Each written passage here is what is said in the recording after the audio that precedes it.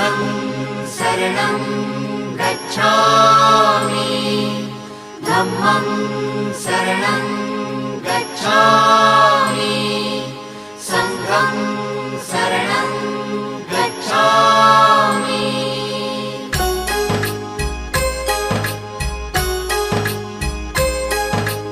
बुद्धं शरणं गच्छामि